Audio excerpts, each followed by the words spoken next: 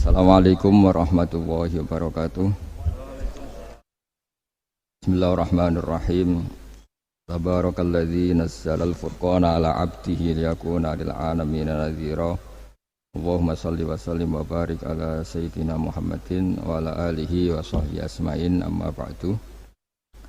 Yang sangat kami hormati Staf Khusus Menteri BUMN Bapak Arya Sinulinga. Ini ada Pak Aryo, ada Pak Bima, dan ada beberapa pejabat dari BUMN, juga teman-teman dari BUMN.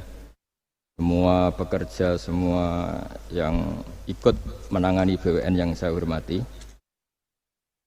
Di sini juga ada PJ Bupati Rembang yang saya hormati, Bapak Imam. Saya ini tidak tahu kalau Pak Aryo itu pejabat BUMN. Tahunya saya itu pengikut Gusmi. Jadi ini bagian dari ya agak-agak kecelakaan itu. Jadi nggak mau khataman sendiri, nyuruh orang lain khataman. Itu khas pejabat itu. Jadi pejabat itu kalau punya karep itu biasanya gitu. Doa ya diorderkan, khataman juga. Ini makanya punya utang ini, harus kapan-kapan khatam sendiri. Jangan nyuruh orang lain apa khataman. Beliau sendiri mungkin gak khataman kan? Tapi ini memang khas kiai ya. Jadi kalau di dunia khas kiai itu meskipun pejabat, kalau di depan kiai itu ya harus tetap kayak santri. Beliau beberapa kali ke sini dan tidak dengan status sebagai pejabat, sebagai santri. Saya tadi ngasih tag atau takbir dalam bahasa pondok supaya nanti diserahkan kepada putra-putra Gusmi bahwa tradisi yang beliau lakukan itu sudah benar sesuai referensi atau rujukan-rujukan kitab yang ada di beberapa pesantren. Saya sedikit cerita tentang hubungan pejabat dan kiai. Dulu Imam Malik itu ngarang kitab namanya Al-Muwatta. Itu dikarang 16 tahun. Jadi bisa dibayangkan, dikarang orang yang sangat alim, masih ngarangnya dalam waktu 12 tahun. Ditirakati, disolati, diteliti, diulang lagi sampai 16 tahun. Saking populernya kitab itu, seorang presiden, kalau dulu era khilafah ya, itu minta supaya Imam Malik datang ke istana mengajarkan Al-Muwatta ke putra-putra Harun Ar-Rasyid. Ini saya agak muji sisi benarnya Pak Aryo. Apa kata Harun Ar-Rasyid ketika didatangi ajudan presiden? Al-ilmu yu'ta la ya'ti. Ilmu itu disoani, bukan yang soan. Jadi ini ya agak benar lah, BUMN ini sudah benar ini, mau datang ke sini. Tapi jangan hitung utang. Saya pernah datang Gus, nanti kapan-kapan kau yang datang. Nah, itu enggak ikhlas kalau itu. Itu ngawur sekali itu kalau singkat cerita, Harun Rasyid itu datang. Imam Malik itu orang yang sangat menghormati ilmu, sehingga beliau duduk di atas, di sofa di atas.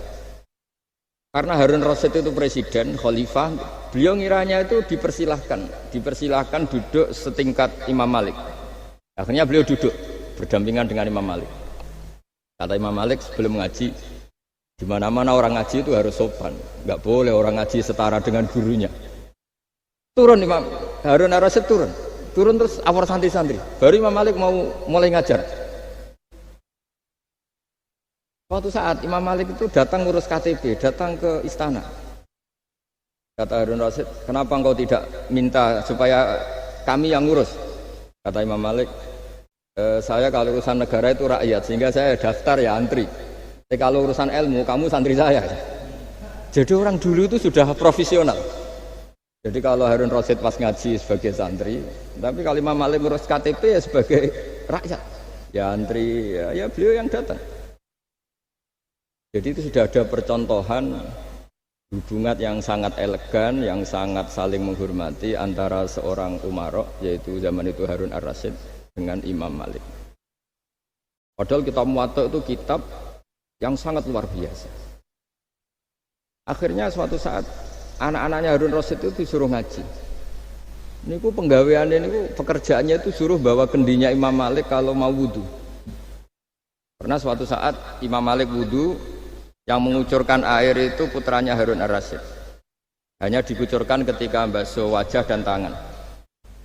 Pas Harun Rasyid lewat, dinasihati juga, halla ghusal taqodamaihi, harusnya kamu tidak hanya mengucurkan untuk wajahnya, juga untuk kakinya.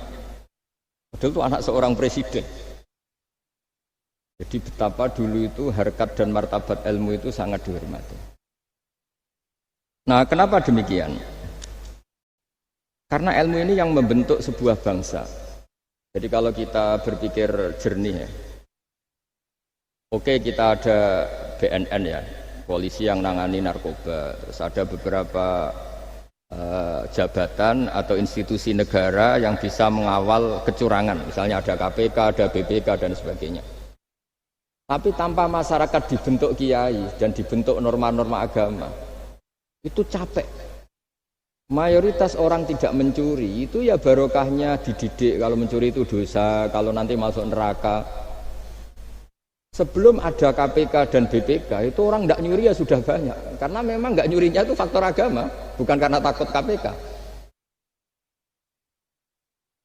Artinya tanpa agama, tanpa nilai-nilai norma, itu nggak bisa kebayang Indonesia.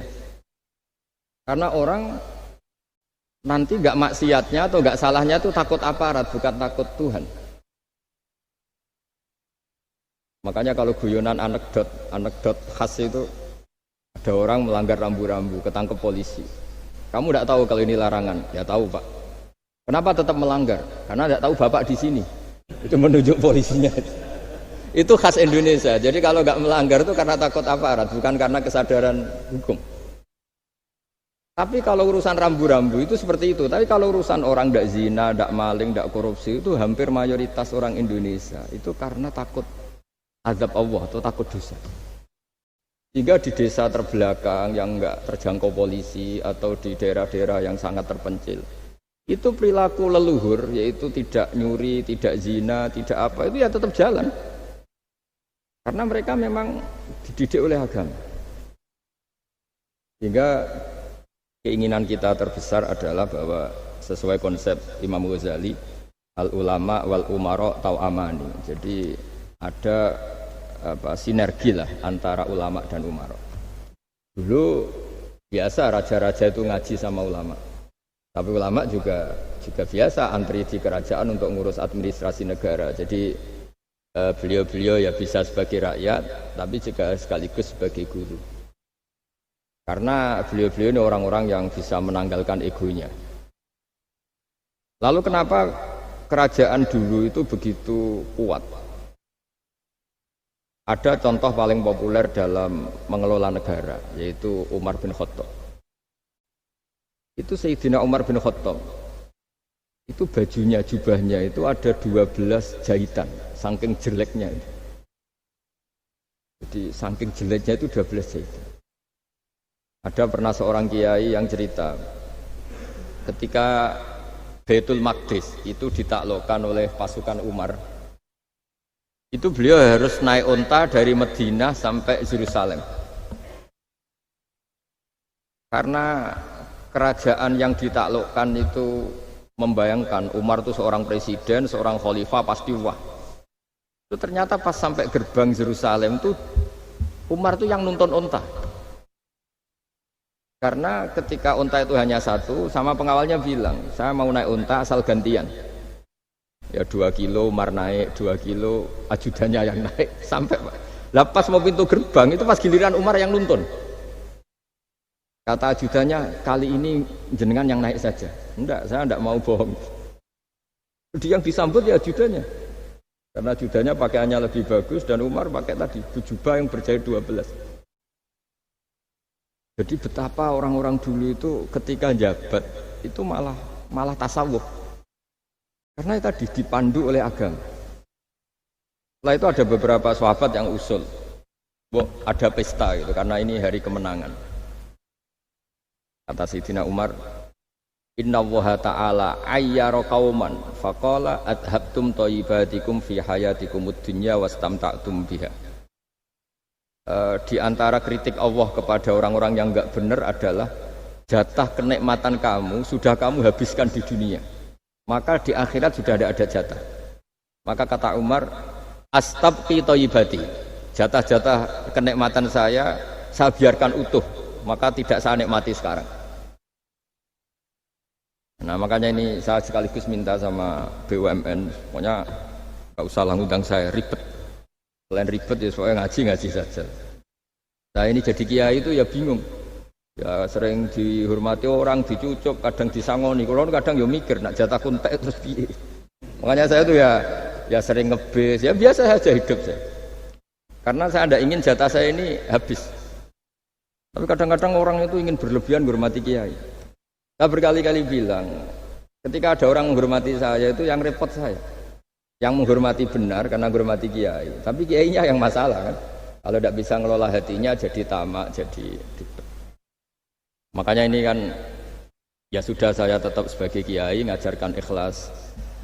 Makanya guyonan di kitab-kitab dulu, kalau ada orang cantik sowan kiai itu kata kiainya, saya yang bingung. Kamu melihat saya ibadah, saya melihat kamu masalah. jadi tapi kalau kiainya agak soleh ya enak, sama-sama seneng kan.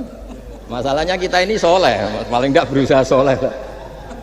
Ya jadi kalau Pak Aryo sowan sini itu dia benar, sudah sopan lah sama kiai, beliau pejabat sopan. Saya yang masalah kan. Misalnya saya ke Jakarta terus ingat Pak Aryo ingin difasilitasi, saya kan jadi repot. Makanya kemungkinannya kecil, kalau saya ke Jakarta tak hubungin itu kecil dan tidak perlu tersinggung. Saya selama ini ya sering ke Jakarta ya biasa. Saya hampir per 3 bulan atau 4 bulan datang ke pondoknya Pak Kures. Ya jarang hubungi pejabat. Ya sudah, kalau mau ngaji aja. Nah, kenapa saya menekankan ikhlas? Karena ini kan acara khataman. Di antara pokok dari ajaran Quran adalah wa ma umiru illa liya'budullaha mukhlishina lahuddin. Jadi kalau sudah berani beragama ya kita harus ikhlas. Dan saya berkali-kali bilang, ikhlas itu mudah. Harus dilatih. Saya berkali-kali memberi analogi itu gampang sekali. Lama sekali kita bilang kalau yang putih itu putih. Lama sekali kita bilang yang hitam itu hitam. Itu tidak ada yang gaji. Kenapa kita mengatakan tembok ini putih? Karena memang putih. Kenapa orang mengatakan peci itu hitam? Ya karena memang hitam. Itu tidak ada yang gaji dan semuanya ngomong seperti itu. Tapi pas Anda ngomong Allah itu Tuhan, minta masuk surga. Pas hubungan dengan Tuhan itu selalu tidak ikhlas. Padahal kita biasa ngomong hakikat ini ikhlas. Kita ngomong tembok ini putih ikhlas, ngomong peci hitam itu. Pas ngomong kalau Allah itu Tuhan minta surga. Padahal bedanya apa? Hanya sama-sama ngomong mengatakan sesuatu yang nyata. Jika saya berkali-kali bilang dan ini akan saya kampanyakan sampai saya mati. Di antara gejolokan Allah sama orang soleh. Jadi orang soleh itu nanti juga digojlok sama Allah. Kenapa kamu nyembah saya? Karena saya ingin masuk surga ya Allah. Yang satu ditanya, kenapa kamu nyembah saya? Karena saya takut neraka ya Allah. Berarti kalau saya tidak bikin surga, tidak ada bikin neraka, kamu tidak nyembah saya. Ya udah gitu Gusti, tempat nyembah jenengan. Tapi kadung keliwat alasannya itu. Makanya saya itu tidak pernah bilang ke anak saya gini, kamu harus syukur karena bapak dapat pekerjaan. Tidak pernah saya. Kamu harus syukur bapak punya uang, tidak pernah. Nanti syukurnya nunggu bapak punya uang. Kalau nggak punya uang nggak bapak, ribet. Maka ini yang bupati, yang pejabat tidak usah syukuran bapak naik pangkat, bapak direktur BUMN. Nanti kalau tidak sudah pensiun sudah syukurnya hilang. Nah, karena ini kan ngaji sama kiai ya, saya ajarkan khas kiai. Nah, sampai sekarang ya tidak nikmati kebesaran nama saya atau apa, karena tadi memang harus dilatih. Kalau kita bisa mengatakan putih itu ikhlas, tanpa tekanan, tanpa imbalan. Kenapa pas mengatakan Allah Tuhan harus minta surga? Padahal Allah itu tetap Tuhan meskipun tidak menciptakan surga dan neraka. Nah dari pemahaman seperti ini para mufassir itu tahu kualitas kalimat fattaquni ya ulil albab, takutlah kepada saya. Jadi kualitas kata fattaqun naro sama fattaquni itu bagi orang-orang hakikat lebih takut kalimat fattaquni. Kata orang-orang tasawuf neraka itu nanti, itu pun kita tidak mesti masuk. Tapi kalau Allah sekarang pun sudah ada. Jadi kalau cara berpikir orang tasawuf gini, Ini karena Pak Bima mesti gak pernah belajar tasawuf, karena belajarnya nyari uang gitu. Makanya ini tak ajari cari tasawuf. Tadi sudah tak gojlok. Harus ngapalkan Quran katanya. Kalau cara berpikir tasawuf itu gini. Surga dan neraka itu muajjalah, itu nanti. Kamu nyembah Allah ingin masuk surga. Takut menghindari maksiat atau takut sehingga tidak maksiat karena takut neraka. Dan surga itu simbol ridhonya, neraka simbol bencinya, sukhtunya Allah. Terus kata orang-orang tasawuf cara berpikir, Allah itu sudah ada sekarang. Mulai dulu sampai sekarang Allah sudah ada. Kalau Allah sudah ada berarti Allah sekarang ya bisa berstatus ridho ke kamu atau berstatus benci ke kamu. Kenapa takutnya nanti? Wong Allahnya sekarang kok takutnya? Ya sekarang juga. Kamu harus amal tuh nakdan. Nakdan tuh cash. Allahnya ada sekarang, ya ibadahnya harus ada sekarang. Makanya kata orang-orang tasawuf, andaikan Allah tidak bikin surga atau neraka, ya saya tetap nyembah karena surga itu simbol ridhonya. Bahwa surga itu nyata ada, ya nyata ada. Dengan segala fasilitasnya itu nyata ada. Tapi bahwa surga itu tetap kamu masuk surga karena cari ridhonya Allah. Kalau Allahnya sudah ada, berarti ridhonya sekarang sudah ada. Harus kamu cari sekarang, jangan nanti. Jika kadang-kadang orang yang ingin masuk surga itu ya kelasnya kelas amatir. Masyhur itu. Ada seorang wali masuk surga ketemu Allah ditanya. Karena wali ini biasa mensafaati murid-muridnya. Ya Allah, kenapa murid-murid saya tidak kelihatan sowan jenengan? Murid-murid kamu ingin masuk surga karena ingin makan enak, punya bidadari cantik-cantik itu di sana. Tapi mereka lupa saya. Jadi akhirnya di surga tapi nggak ketemu Tuhan. Karena inginnya ya sudah trauma punya istri jelek, cerewet. Banyak loh orang yang masuk surga itu yang agak kacau. Enak sudah surga, nanti di sana nggak usah sholat, nggak usah puasa. Jadi sholat yang sekarang udah gak problem. Jadi banyak itu orang-orang Islam yang Islamnya mungkin imannya amatiran. Wah enak masuk surga, nggak ada subuh lagi, nggak ada puasa lagi, bebas. Itu kan kurang ajar betul. Jadi ibadah itu dianggap problem. Bandingkan di cerita dunia wali itu ada wali bertanya gini, ya Allah apa di surga itu ada sholat? Ditanya sama Allah, kenapa kamu tanya gitu? Kalau tidak ada sholat mendingan saya ada di surga. Dia tidak bisa membayangkan ada kenikmatan di atas sholat. Nah kalau jenengan kan nggak bisa membayangkan kalau di surga masih disuruh sholat. Sampai sekarang aja kita tahu berhentinya sholat itu kapan. Kalau sampean tanya gitu, kalau ingin berhenti sholat nggak wajib, majnun.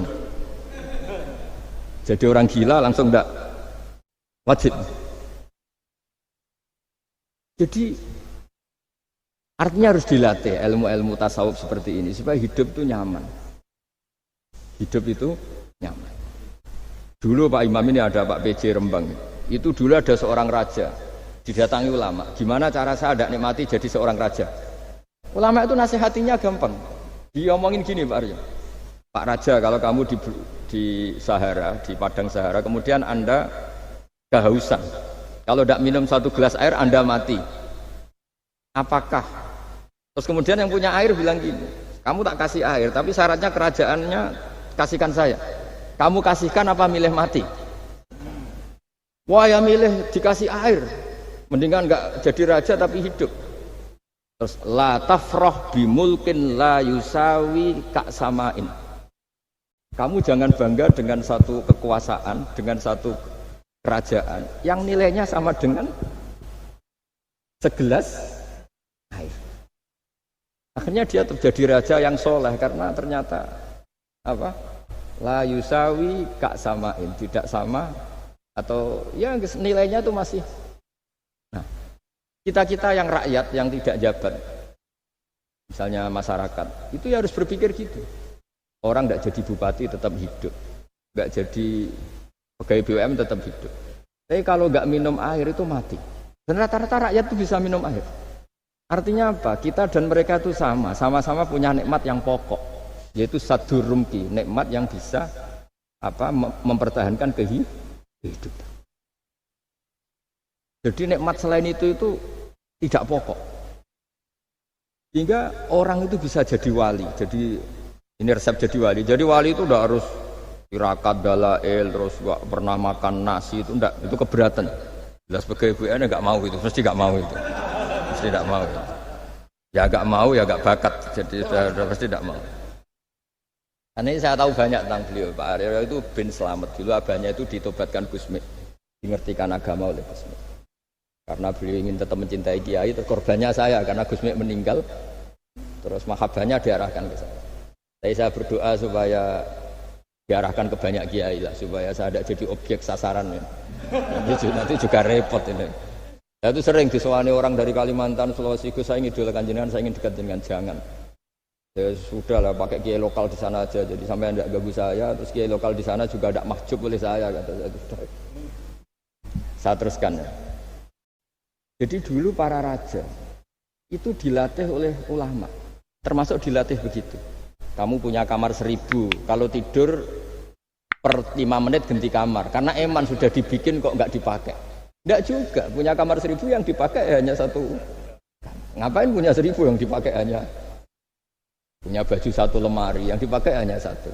Apa mentang-mentang bajunya 5 terus pakai rangkepan sampai 5. Punya mobil 5 yang dipakai ya 1. Jadi orang dulu itu dilatih sebegitu. Sehingga dulu itu tidak ada raja kecuali punya penasehat.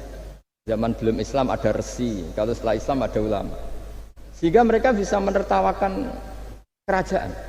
Maksudnya dianggap biasa. Ada seorang raja ditanya ulama, khas seorang raja itu apa? Merintah tidak bisa diperintah. Terus si ulama ini tiap pagi itu datang ke atas gunung, cari tempat paling tinggi terus mutolaah kitab. Setelah mutolaah kitab ya wasik ya. Kayak saya kalau belajar ya asik. Ngalang-ngalain jagungan sama pegawai BUMN kalau saya sudah belajar. Terus dia bilang, enaknya apa jadi raja? Saya di sini nggak ada yang memerintahkan saya, berarti saya dengan raja sama. Dan kelebihan saya juga tidak ada yang ganggu. Kalau raja masih banyak yang ganggu. Artinya bisa mengolah. Kalau sekarang enggak. Banyak kiai yang melihat pejabat itu kayak gimana? Wong kok mulyane ngono, buka pintu aja nggak pernah. Mulyane kayak gitu. Yang jenis ini dia rugi, sudah iri, nggak punya kenikmatan sendiri. Ulama dulu itu bisa mengelola kenikmatannya sendiri dengan cara seperti itu. Makanya masyhur Sayyidina Ali itu kalau malam, itu diantara sebab beliau tambah dekat sama Allah. Itu diantara wiridannya itu bukan kayak wiridan kita itu enggak. Wiridannya begini. Ya Allah, kafani izzan an takuna li robban wa kafani fakhran an akuna laka abdan. Saya sebagai manusia ini sudah sempurna, punya Tuhan engkau, Tuhan yang maha dahsyat, maha top. Kayak apa nyesalnya saya kalau punya Tuhan yang hanya sebuah batu, hanya pahatan batu, atau Tuhan yang mati, atau Tuhan yang kelaparan. Wa kafani fakhran an akuna laka abdan, dan saya ini bangga karena jadi hambamu. Jadi orang dulu itu nyembah Allah itu tidak harus dengan kalimat subhanallahu akbar, tapi punya kesimpulan yang menjadikan mereka ini nyaman dengan Allah. Abu Yazid Al-Bustami itu diangkat jadi wali setinggi-tingginya, itu diantaranya itu kalau wiridan bilang gini, ya Allah kenapa engkau ngasih makan saya, ini aneh. Kenapa engkau ngasih minum saya, itu aneh. Di mana-mana orang memberi itu ada kepentingannya, misalnya majikan bayari karyawan karena ada kepentingannya. Malah kalau di fikih itu agak absurd. Fikih itu hubungan suami istri itu agak kacau kalau dalam fikih. Lelaki itu tidak wajib nafkahi istrinya kalau tidak ngasih. Jadi kayak agak-agak transaksi. Dan istrinya punya hak nggak mau diajak kalau nggak dikasih nafkah. Jadi makanya dulu Mbah Mun itu kalau ngajar saya, fikih itu ngajari wong perhitungan. Maksudnya wong ambek bojo kok perhitungan. Tapi di mana-mana hubungannya orang tuh begitu. Wong kenal kiai, nak orang meloro kiai diatur ngene iki ora marem. Singkat cerita Bu Yazid itu tuh, ya Allah engkau zat yang luar biasa. Engkau tidak butuh saya tapi ngasih saya. Ini fenomena aneh. Di mana-mana orang ngasih itu ada kepentingannya, apalagi pilkada. Wah, itu tambah banyak kepentingan ya. Artinya dia bisa mensifati Allah dengan cara yang enggak kebayang orang lain. Allah itu tidak butuh kita. Tanpa kita sudah jadi Tuhan, tapi ngasih kita. Apa ya Allah alasan kau mengasihi saya? Engkau tidak butuh saya. Di mana-mana orang ngasih itu kan karena butuh. Misalnya kamu ngasih anak, apapun alasan ikhlas Anda ini karena nyaman. Anak ini menjadi hiburan. Tetap seneng ya. Ada unsur kamu itu dapat timbal balik. Setidaknya seneng. Atau ngasih rival politik kamu, setidaknya ya karena safety lah kata tadi Pak Ari. Bergak berontak teman-teman. Pokoknya ada kepentingan. Tapi Allah ini zat yang nggak punya kepentingan, kemudian tetap ngasih. Dari situ terus dia punya cara mencintai Allah. Jadi wali-wali dulu itu punya cara untuk mencintai Allah. Dengan cara seperti itu. Makanya ada wali yang nangani orang-orang macam-macam. Kayak Gusme itu masyhur, beliau nangani orang fasik, orang macam-macam. Dulu itu ya ada seorang wali itu jadi wali karena beli narkoba. Tapi bukan untuk diminum, untuk dimusnahkan. Tapi kalau sekarang nggak mungkin karena narkoba harganya sudah miliaran, triliunan. Kalau dulu mungkin. Jadi ceritanya itu kampung dulu kan terpisah-pisah oleh gunung oleh apa. Singkat cerita si wali ini setiap ada bandar narkoba dulu pakai homer. Homer kalau dulu arak. Dibeli sama dia. Dibeli terus setelah agennya pergi dilarungkan pokoknya dibuang. Begitu terus. Suatu saat si pengedar narkoba ini heran. Kampung situ itu selalu tak kirimin homer kok gak ada yang mabuk. Tapi dibayar cash. Malah seorang ini meninggal wangi. Ternyata dia tidak ingin kampungnya itu mabuk. Sehingga dicegat di jalan supaya homer ini tidak sampai ke kampung. Sekarang kan tidak mungkin narkoba semahal itu. Tapi apapun itu kembali ke ulama dan umaro. Alhamdulillah di Indonesia itu ulama ya mati-matian supaya generasinya tidak terlibat narkoba dengan cara ditakutkan neraka. Umaro juga melakukan itu dengan cara ditakutkan penjara. Ini yang kita sama-sama ulama wal umaro tahu aman. Kita kerjasama dengan kapasitas masing-masing.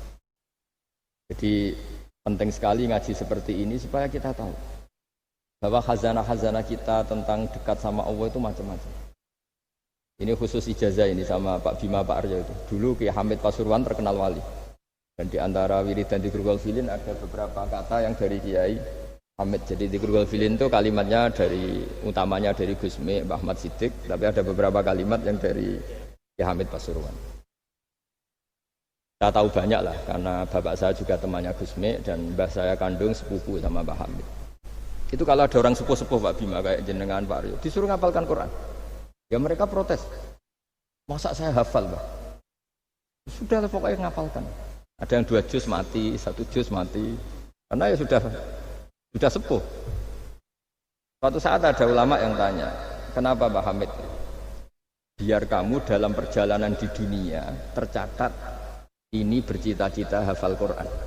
Jika kalau mati berstatus man salaka thariqan yaltamisu fihi ilman sahalallahu lahu thariqan ilal jannah. Orang yang mati berorientasi ingin ngaji. Tapi kalau kamu tidak punya orientasi ngaji kan di otak kita andaikan direkam Allah. Coba hati kita andaikan direkam Allah. Ingin kaya, ingin punya gunung, ingin punya alpat, ingin punya ini itu. Coba kalau itu nanti disetel di akhirat. Tapi kalau kamu ingin ngapalkan Quran kan setidaknya pas disetel udah keren. Ingin hafal Quran, meskipun tidak hafal-hafal gitu. Ingin hafal itu, tapi meskipun nanti kalau malaikatnya drengki ditambahin meskipun. Tapi insya Allah malaikat tidak ada yang drengki. Tapi andaikan kita nanti tidak punya cita-cita ngaji, itu rekaman kita hanya itu. Ingin mapan, ingin kaya, ingin menguasai dunia. Betapa malunya kita kalau rekaman itu kita dengar di depan Allah. Padahal nanti niat ini yang dihitung. Famangkanat hijratuhu ila Allah wa rasulih fa hijratuhu ila Allah wa rasulih. Orang yang orientasinya hijrah itu meninggalkan yang buruk menuju yang lebih baik. Hanya untuk Allah dan Rasul, maka ya dihitung ke sana. Jadi misalnya Pak Bima, Pak Aryo ngapalkan Quran, hafal-hafalnya. Tapi berarti perjalanannya ini mencari ridhonya Allah, itu ditulis. Tapi kalau kita orientasinya ingin mapan, ingin sejahtera, ya ditulis. Ini ingin punya rumah 2, ingin punya rumah di berbagai provinsi. Ini coba kalau itu nanti direkam. Terus ditanya Allah, inginnya kamu apa sih di dunia? Dan itu bisa menjadi status kita. Ngeri kan? Kita ketemu Allah dengan status tidak pencari Allah dan Rasul, tapi pencari kemapanan. Itu cara Mbah Hamid untuk mendidik supaya orang itu orientasinya kepada Allah dan Rasul. Disuruh ngapalkan. Ini Pak Aryo cerita, bapaknya hanya disuruh ngapalkan apa? Rabbana dalam Al-Quran. Itu semalam nggak hafal apa. Dan alhamdulillah nggak hafalnya ditiru anaknya. Susahnya kemarin pas ngaji sama saya di kamar saya, saya punya kantor di depan rumah saya. Ya nggak hafal apa. Bener-bener konsisten. Jadi dulu bapaknya itu ketemu Gus Mek di hotel, dia ajarin semalam nggak hafal. Akhirnya hafal tuh. Ya, tapi nunggu sekian tahun mungkin. Jadi yang penting, jadi ulama dulu itu pinter cara menuntun umat menuju Allah dan Rasul. Diajarin. Akhirnya ada zikrul ghafilin. Penting orang itu menuju Allah dan Rasul. Setidaknya kalau direkam itu nanti saya ingin ya Allah dapat ridhomu. Kalau malam ilahi anta matlubi, ilahi anta maksudi waridhoka matlubi. Meskipun semalam hanya dilafatkan sekali, setidaknya Allah mencatat, ya Allah engkau yang kami cari, ridhomu yang kami cari. Kalimat itu kalau terulang-ulang itu menjadi mental dan lama-lama jadi status. Daripada sebelum tidur, kapan ya sugih. Jare Pak Bima kapan gak jadi anak buah. Engkau nanti yang menteri ya mikir, semoga gak kena reshuffle, gitu terus pikirannya. Nah ini kan kalau ngaji saya menyinggung, yang salah tidak saya, si ngongkor ngaji sopo. Saya makanya saya santai saja. Sampai kecewa malah bagus karena tidak ngel-ngelo saya lagi. Saya dalam hal ini itu anut mazhabnya Imam Syafi'i. Imam Syafi'i itu saya punya kitab namanya Diwanus Syafi'i. Itu kalau orang tidak senang itu paling bagus menurut saya. Pak Imam Syafi'i separuh kampung tidak senang jenengan. Ya bagus lah. Kalau nggak senang tidak akan utang duit, nggak pinjam mobil. Wong nggak senang itu kan nggak mungkin pinjam uang. Saya pernah ketemu seorang bupati cerita ini, nggak perlu saya sebut. Bupati aktif. Setelah saya cerita ini, terus saya ingin ketemu jenengan empat mata. Setelah ketemu saya lucu. Saya akan cerita. Di antara wasiat bapak saya itu unik Pak. Ngelola wong gedeng enak, sing ribet itu ngelola wong seneng. Jadi ngelola orang benci itu mudah. Yang ribet itu ngelola orang senang, itu mahal sekali. Itu dulu saya tidak paham. Bareng kenal wong seneng ngel-ngelno. Nah sing ra seneng kan sudah selesai. Akhirnya Imam Syafi'i dan separuh kampung ini tidak seneng jenengan. Ya bagus lah. Mereka tidak akan utang saya, minta tolong saya. Artinya orang dulu itu jadi yang seneng dikelola untuk teman kebaikan, yang nggak seneng dianggap menjadi harga itu murah. Singkat cerita terus bupati ini datang ke saya cerita. Yang jelas gak bupati Rembang, gak ada usah. Cerita di bawah beduk. Cerita, iya Gus. Rival politik saya ketika saya kalahkan itu selesai. Tapi mitra politik nanti saya kira berber. Jadi orang dulu itu segampang itu ngelola kehidupan. Artinya yang seneng ya penting, kita butuh mitra. Yang gedeng ya nggak apa-apa lah. Barokahnya gedeng itu tidak ganggu anda kan. Asal sing gedeng aja dukun santet ribet itu kalau nanti dijajal. Ketika Imam Syafi'i diceritain orang yang tadi nyium tangan jenengan, yang sama jenengan diluk hormat, di luar itu memaki-maki jenengan. Kata Imam Syafi'i, baguslah. Berarti saya wibawa, di depan saya tidak berani. Jadi beliau seenteng itu melihat dunia. Jadi orang dulu itu makanya mereka gampang jadi wali karena radhiyallahu anhum wa radu an. Jadi orang yang melihat Allah itu sudah ridho ya sudah. Nabi Musa itu kekasih Allah, kalimullah. Itu orang Israel. Itu yang gedeng yo ngel-ngelno, yang seneng yo ngel-ngelno. Malah paling ribet kalau ngadepi orang Israel. Singkat cerita Nabi Musa itu bilang gini, ya Allah, kasih saya ijazah. Yang dengan ijazah itu orang terbungkam semua tidak bisa ngeritik saya, tidak bisa mencibir saya, tidak bisa ngata-ngatain saya. Jawabnya Allah itu lucu. Ya Musa, hadza syai'un lam asna'hu li nafsi, fa kaifa asna'hu bika. Aku pangeran sing salah paham akeh, apa meneh kuwi mau nabi. Aku iku pangeran sing salah paham mbek aku akeh. Jadi saya ini Tuhan. Yang cara pandang tentang saya keliru itu saja banyak, apalagi kamu. Mestinya saya yang terbebas dari disalahpahami. Karena Nabi Musa aku itu pangeran, udarani anak di pucu, ono sing darani aku fakir, ono sing darani aku kikir, macam-macam.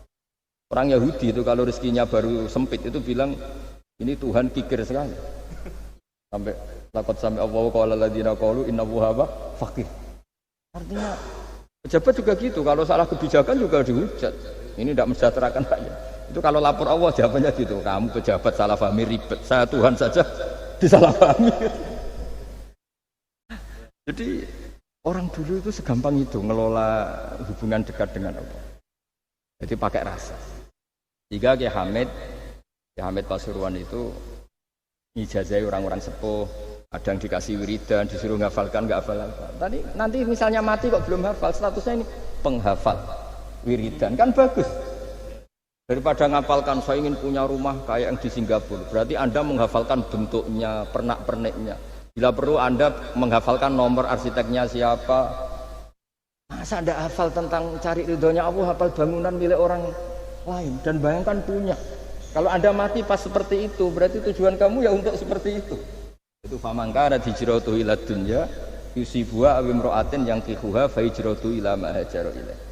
Jadi nanti kita mati itu distatuskan sesuai komitmen kita ingin apa. Itu status kita. Jadi kalau kita ingin punya rumah mewah kayak yang di Singapura, kayak yang di Amerika, kayak di Eropa, itu terekam di otak kita. Terus kita ngapalkan arsiteknya namanya siapa, itu di rumah mana. Terus kita ngenangen ada arsitek yang kita bawa ke sana supaya niru. Untuk kita loh, untuk pribadi. Nggak tahu saya kalau nanti untuk negara, nanti dibantah BUMN. Untuk negara gimana? Mungkin masih mendingan kalau untuk negara. Kalau untuk pribadi, singkat cerita akhirnya kiai-kiai dulu itu bikin gerakan hafal Quran sama orang-orang sepuh yang jelas secara lahir tidak akan.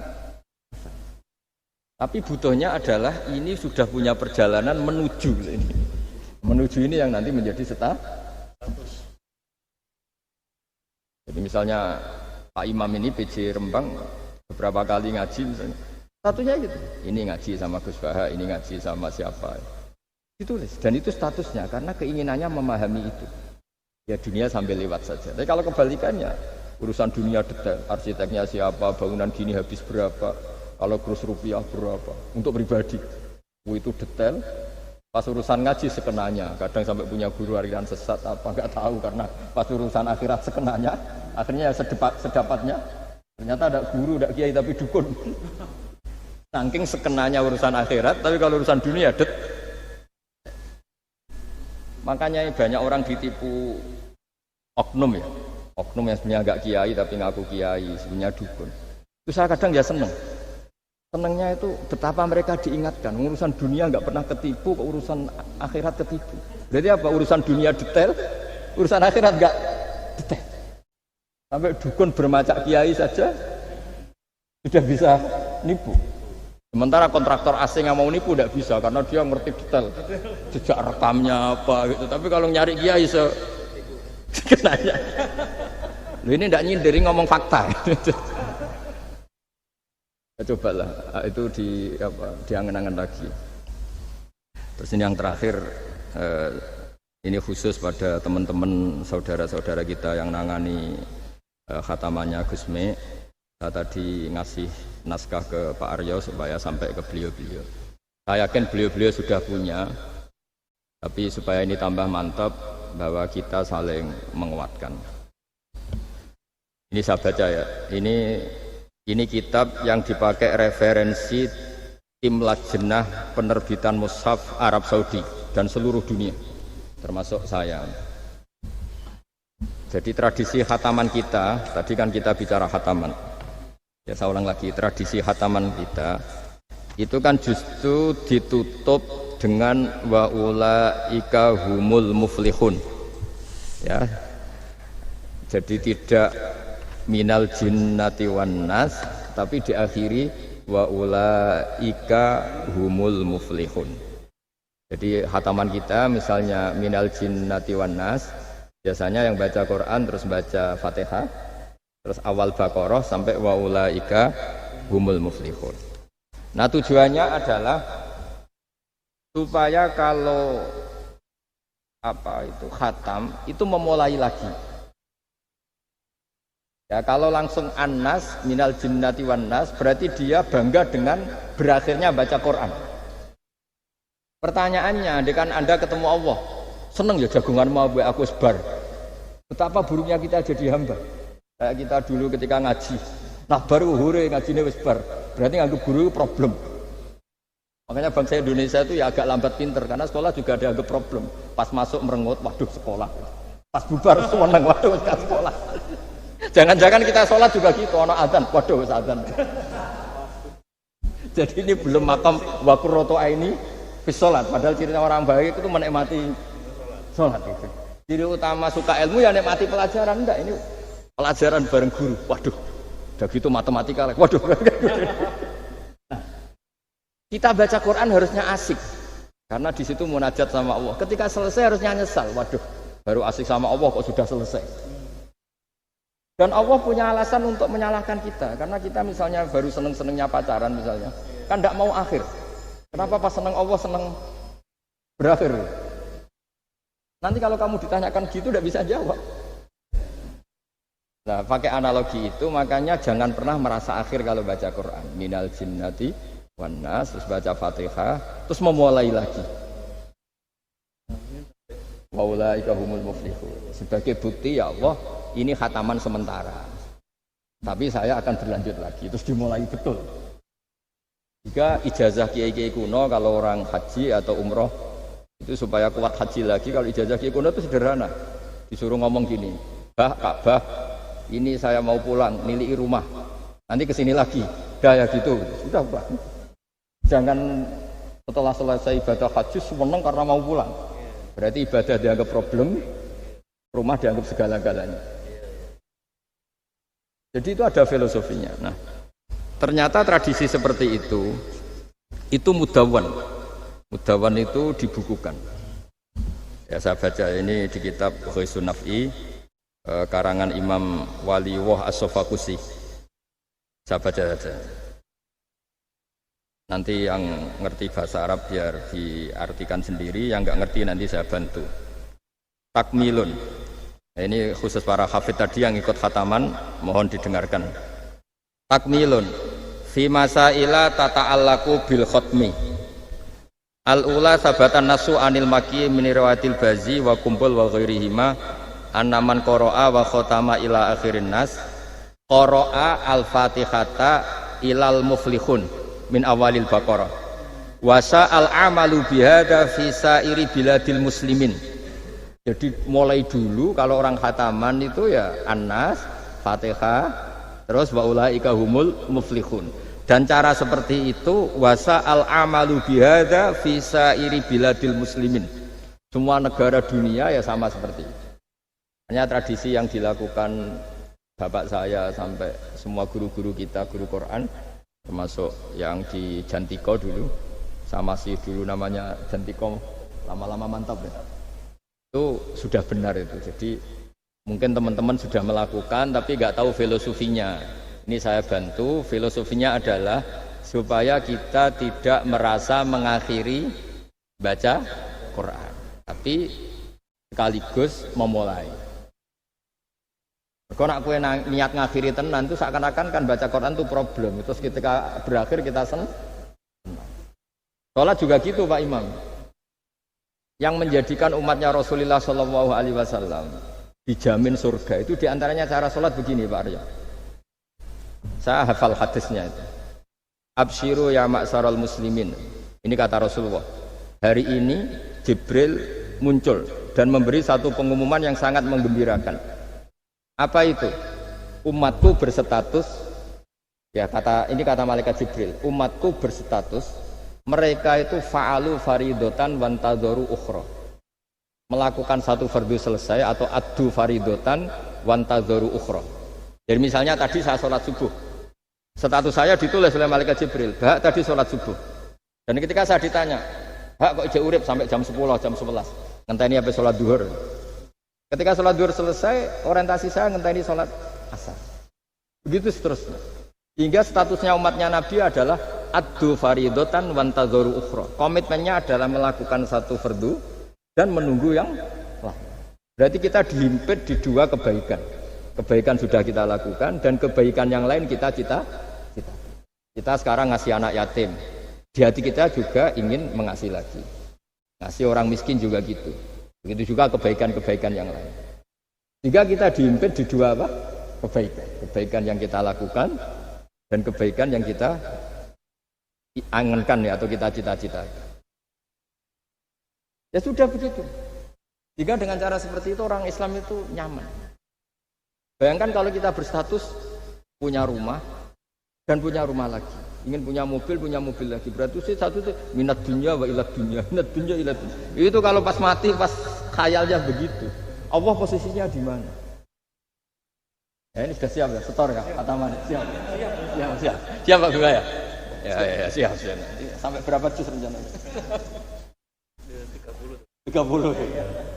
Sampai 30 juz apa juz 30? Juz 30 dulu. Juz 30 dulu. Jadi sampai segitunya guru-guru kita memandu, makanya terus dilatih dzikrul ghafilin, dilatih apa supaya kalau kita biasa pergi kembali misalnya, rombongan kembali, mungkin kita istighfar. Buat sekali-kali rombongan datangin khataman Quran, datangin acara-acara sehingga ada perbandingan. Nah, setidaknya saat kita salah itu tidak status, tapi zallah bawaan manusia. Tapi status kita adalah faman kana hijratuhu ila Allahi wa rasulih fa hijratuhu ila Allahi wa rasulih. Nah, kemudian kenapa itu menjadi perilaku masif di seluruh dunia? Kalau khataman justru ditutup oleh awal Baqarah. Kan agak aneh wong khataman kok ditutup dengan permukaan atau permulaan. Ya. Itu terus beliau ini di beberapa kitab diterangkan anna rajulan qala ya Rasulullah ayul a'mali afdalu. Amal terbaik itu apa ya Rasulullah? Qal alaika bil halil murtahil. Terus wa ma halul murtahil? Qal sahibul qur'ani kullama khalla irtahala. Amal terbaik itu adalah amal setelah selesai ingin melakukan lagi. Apa itu? Orang yang menghafalkan Quran atau membaca Quran atau khataman Quran setelah selesai langsung dimulai lagi. Ini di sini diartikan kullama faragha min khutmatin syara'a fi ukhra. Jadi satu khataman selesai kemudian lanjut lagi. Ya kan kalau kita misalnya orang kaya ke Singapura wisata, kan langsung mungkin sudah punya brosur lagi, mungkin mau ke New Zealand atau apa. Kenapa pas urusan khataman ndak itu? Jadi manusia itu yang benar gitu. Jadi ya kira-kira gitu.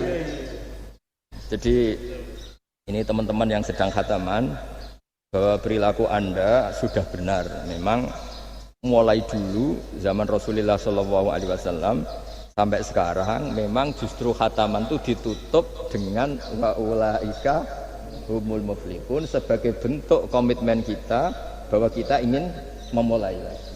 Bukan berakhir di situ. Saya kira demikian. Assalamualaikum warahmatullahi wabarakatuh.